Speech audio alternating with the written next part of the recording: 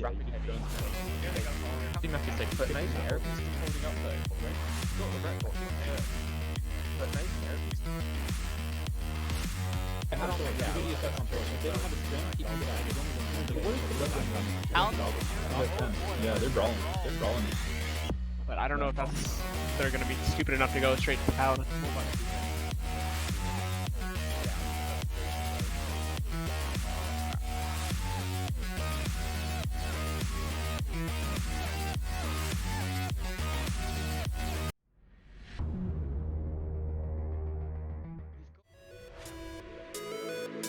Welcome to 5v5 Scrims. I'm Rain and I'm joined by Wingnet, and we're going to be hosting today's matches for you. We also have Geronix here with us, who is doing all the behind the scenes work with running the streams.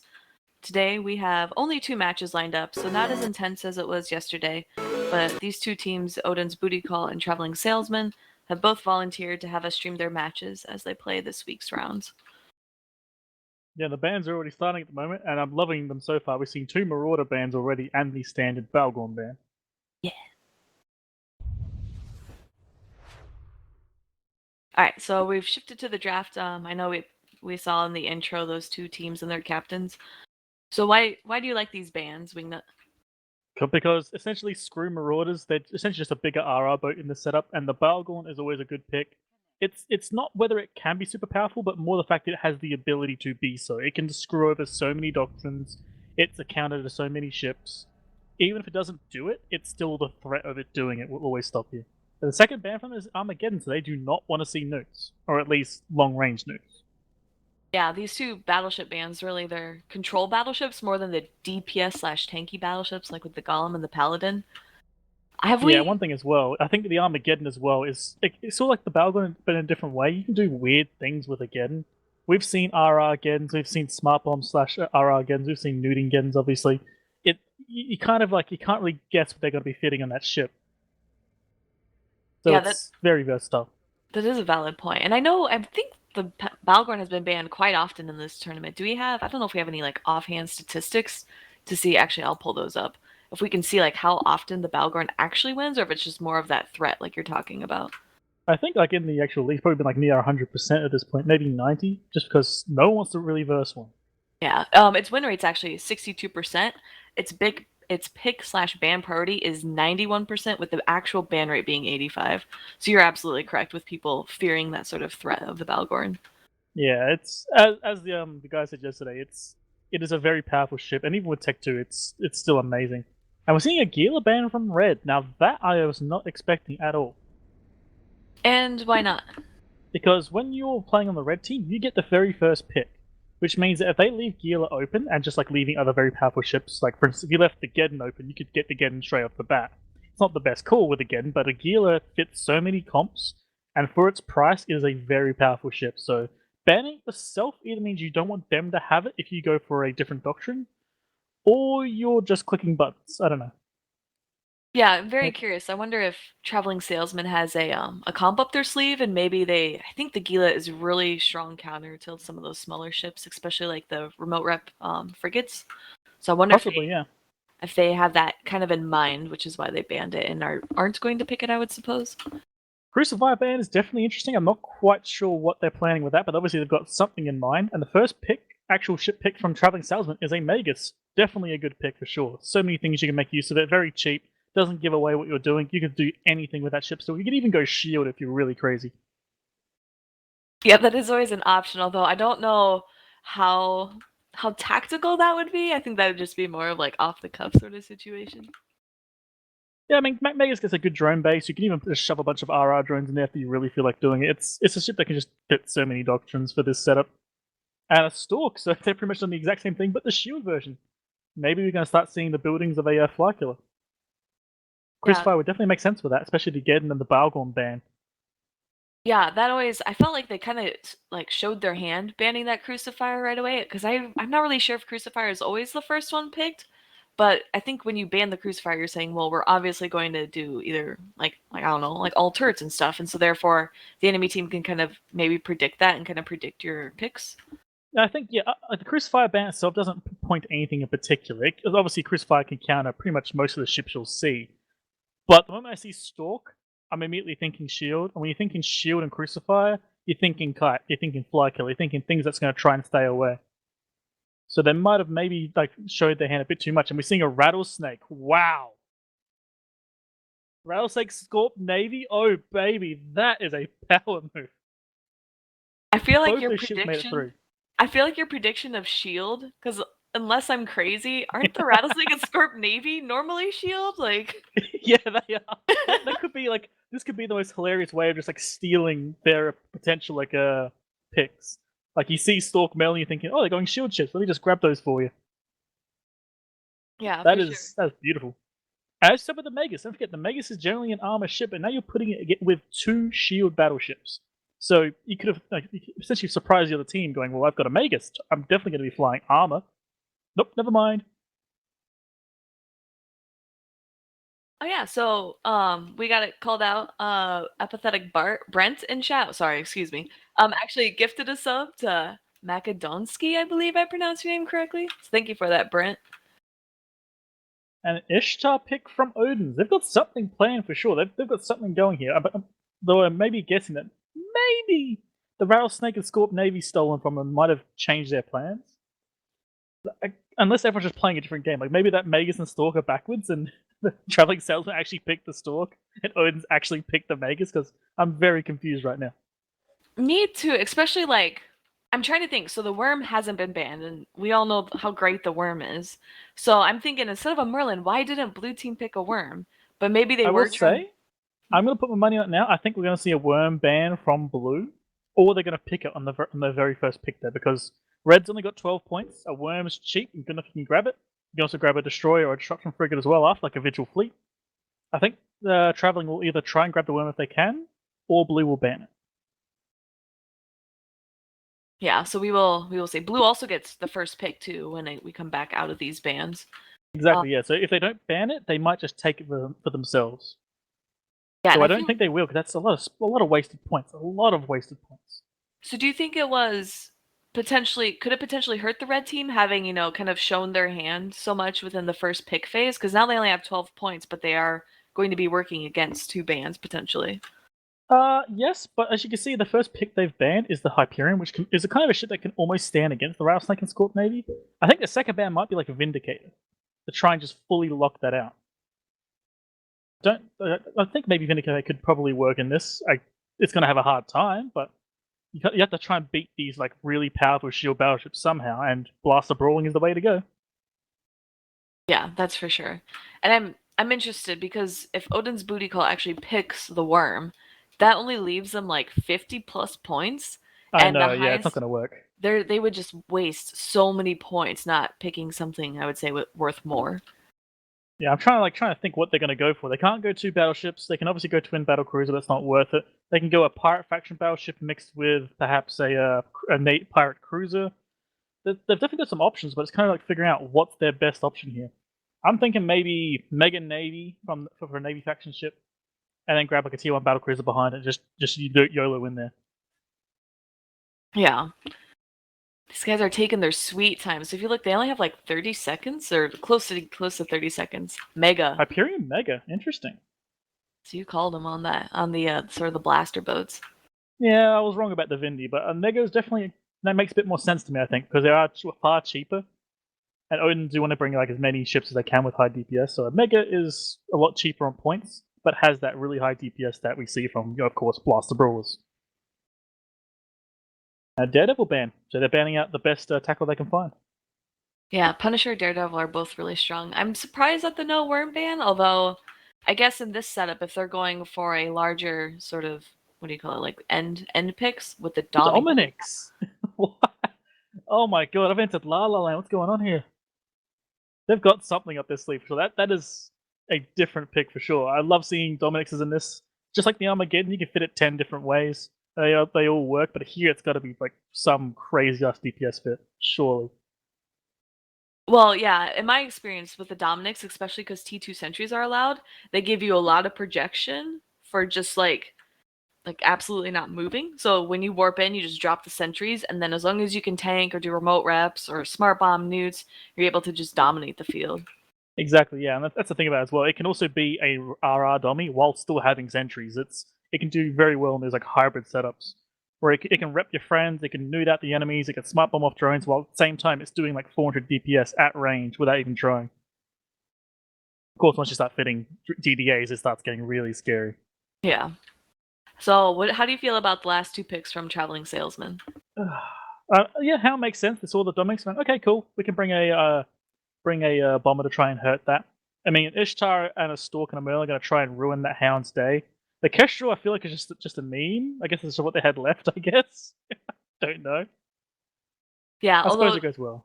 to be fair, in the grand scheme of things, I'm thinking of a Suetonia here, right? If they have a Yeah. like a Suetonia level player on their team, that Kestrel could probably solo the Stork and the Merlin. Maybe not at the same time, but at least a solo. I personally think this is just a Suetonia summoning ritual, trying to get the most elite of pilots to fly his Kestrel and kill everything. Yeah, for sure. Alright, so the theory crafting / fitting timer has now started. So these teams only have 15 minutes to fit their ships. What are you expecting sort of these fits to look like? I know a Rattle, Scorp, Navy, and then the Dami you can kind of have a lot of liberty with. We're going to see pretty standard, like Scorp, Navy, a Rattlesnake just bricked. One of them might even be RR just sitting there holding the other one up. Like Hound, it's a bomber. It's going to shoot things. I mean, can't really say much more to that. The Magus is going to be a very weird call. Is it going to stick with armor, or is it going to go for try and fit shield in there? I mean, I think you can make shield fits work with a Magus, but it's fully unorthodox. The Kestrel, it's a Kestrel. I'm more confused about what they're going to do on the blue side here. Like Ishtar, Dominic's, Brutix, Navy. Do you even have the damage you need to break a Rattle and a Scorp Navy? Yeah, I'm not sure, especially if you, like you said, the remote rep fit or the sort of the tank brick fit, sort of tinker setup, where they just sit on top of each other, and as long as they're together, you can't break them.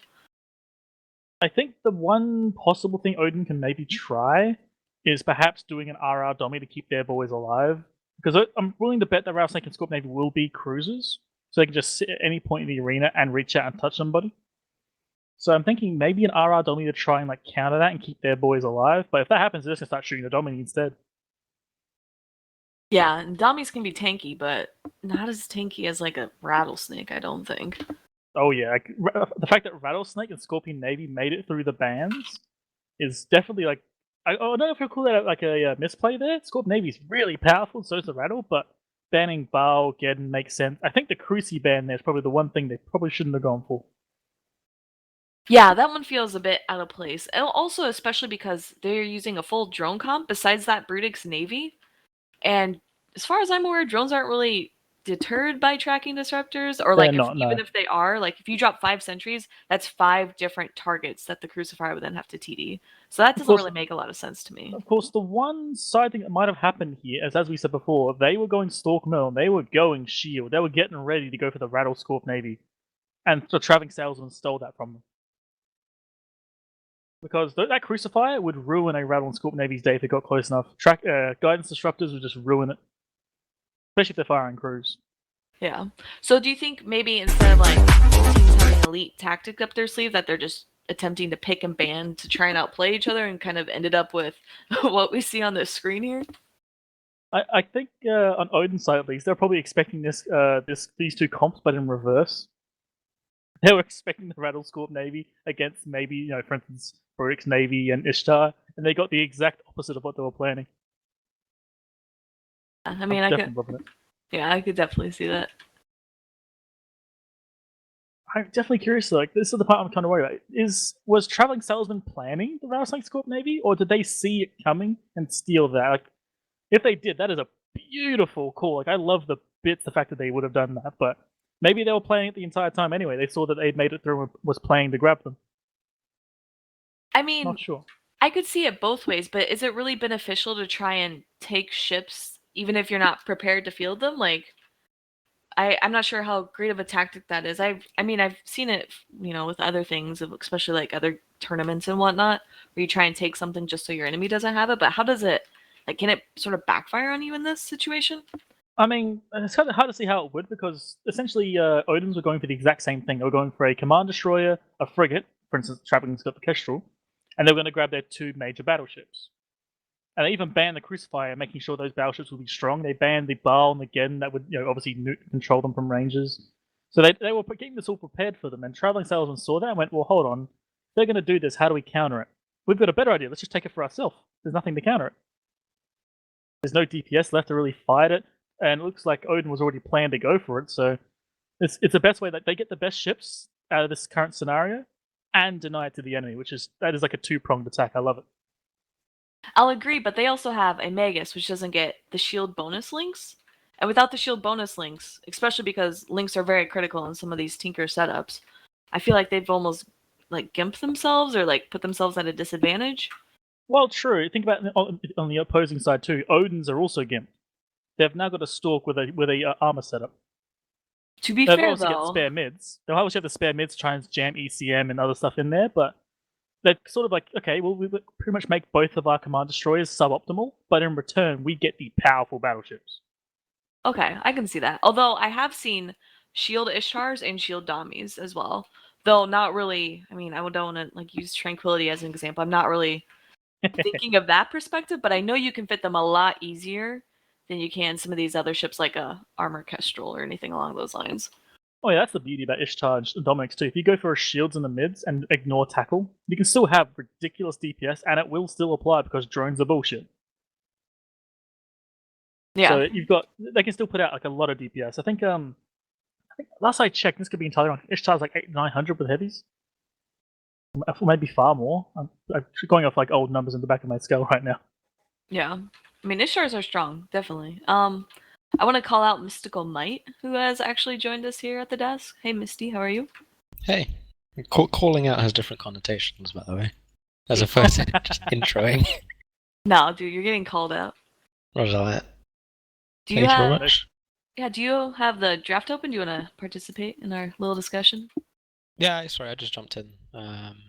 I didn't follow the entire drafting phase. I was off cooking, but I see a 2 battleship core against a battleship of BNI and an Ishtar, so I would probably favor red just off the bat, looking at this.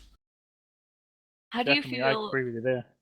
Yeah, how do you feel about the Magus with the shield comp and the Stork with the armor comp? I suppose. Well, the Ishtar predicts Navy issue, and Dominex doesn't have to be armor, I guess. There's no restriction stopping them from fitting shield modules, so they could go shield tank if they really wanted to. And if it was like a Tinker Dominex, it might still hold up for a little while against what the red team has. But just trying to think.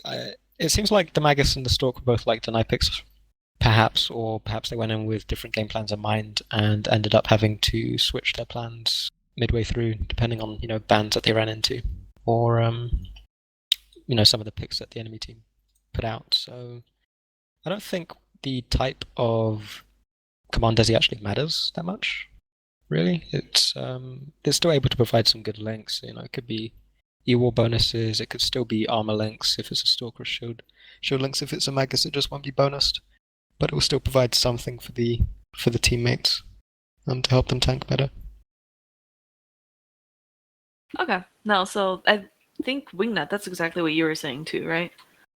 That yeah, it sucks, but it's better than nothing. Exactly. And I think like the main thing here, I don't know if Misty probably agrees with me on this, that red took the Rattlesnake and Rattlesnake and Scorp Navy because they saw blue was setting it up and stole it from them. I mean, they banned Crucifier, which is a pretty good semi-counter to a cruise Rattlesnake and Scorp Navy. They had the shield links there, they had the shield frigate. They were kind of getting like all set up and ready to go, and then he just stole it from them. Looking at the picks and bans, well, the Golem was first banned from the red team, so it probably wasn't going to be any setup for like a Golem shield tinker. I'm not sure whether it's necessarily a deny picks coming from traveling salesmen. I know that certain teams in the tournament have their different archetypes that they've tried and tested and that they're comfortable with. Hoodie Mafia's team had the armor repping Maul Australios, which came in, pretty effective. You've got Mirror with, I think it's like, he does whatever he wants, but typically does have like a remote rep ship somewhere mixed in with the comp. There's things that different drafters typically do, because it's something that they've practiced with a lot, and I think it's just something that traveling salesmen you're comfortable with. So I don't think it's necessarily a deny pick. Well, I was just kind of thinking, like, with the Crucifier pick on the Odin side, like, when you see a Crucifier pick that ban that early, what do you think they're probably going for? Anything particular, or just you sort of we don't want you to have anything like this sort of pick? Well, a Crucifier and TDs in general are quite oppressive, I think, in a 5v5 format, in the sense that it can prevent one of your ships from really doing anything at all. So it becomes a 4 versus 5, or 4 versus 4 if you don't count the Crucifier as a damage ship. But on the other hand, if you're picking a 2 battleship core, then the Crucifier is definitely something that you probably want to get rid of.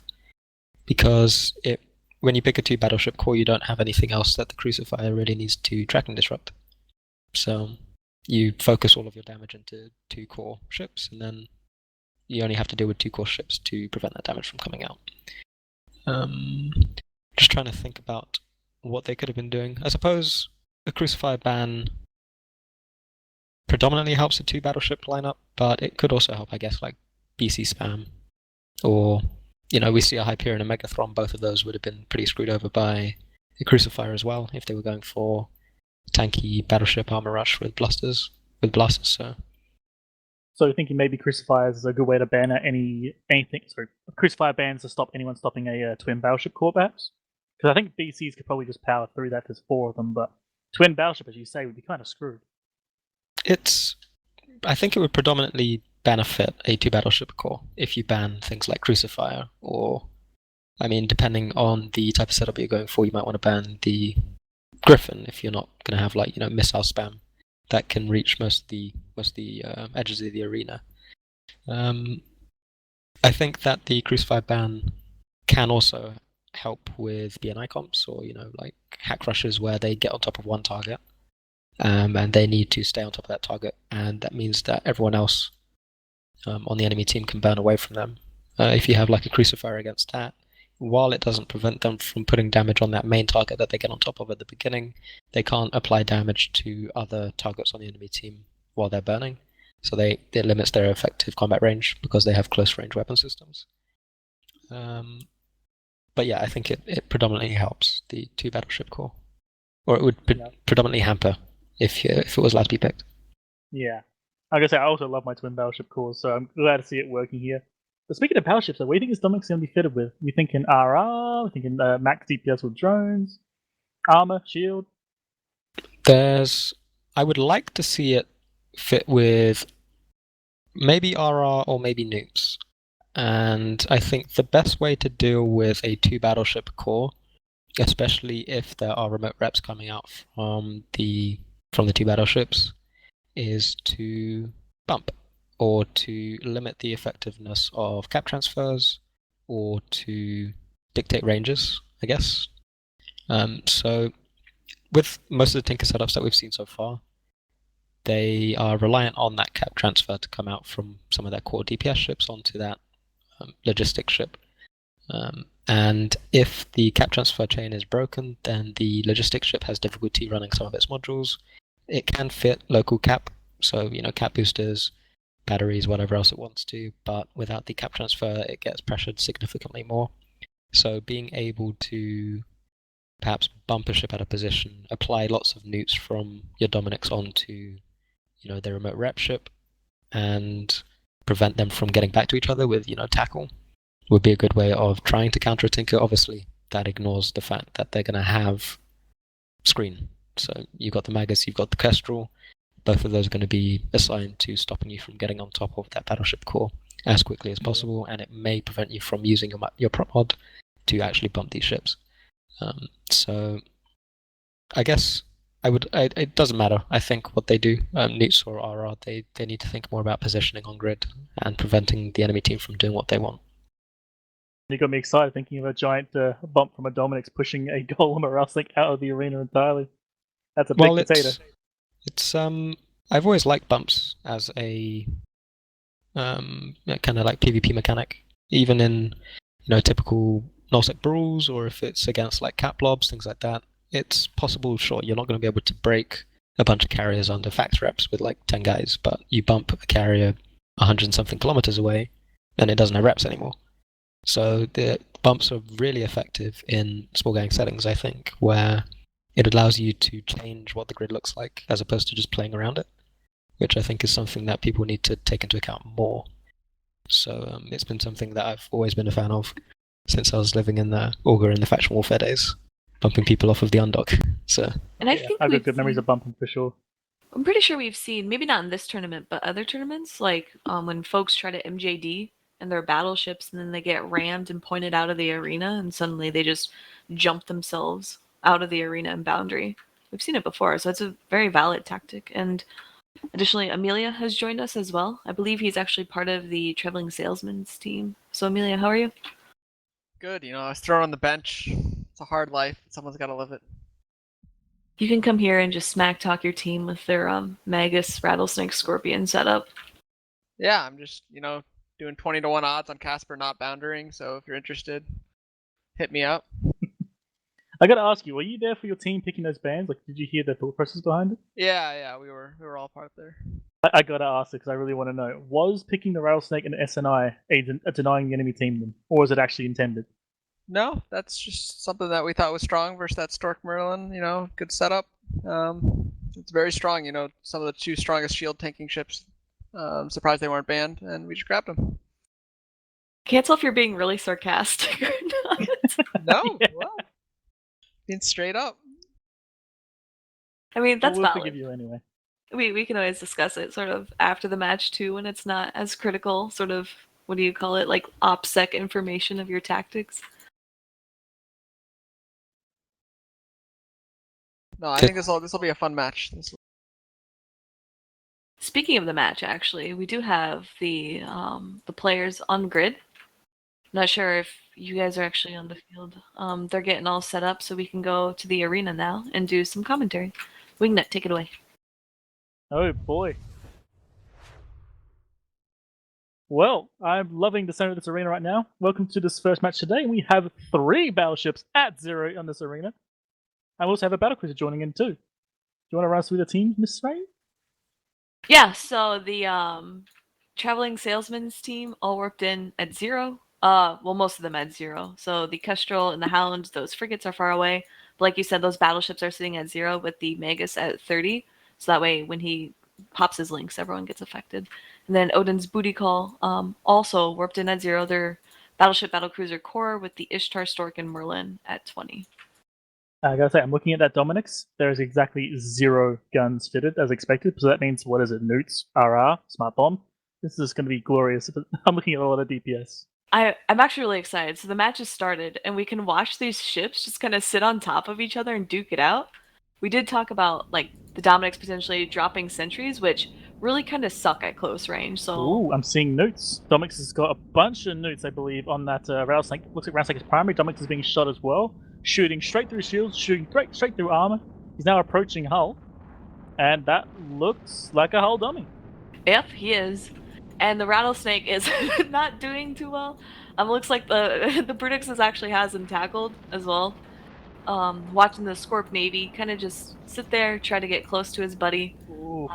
Not That any Hound's got to reps. go. If that Hound goes, I think Dominic's will probably survive against that Rattle. The Rattle is currently holding with the rep, I believe, from the Scorpion Navy, I think? Are we seeing rep from Scorpion Navy?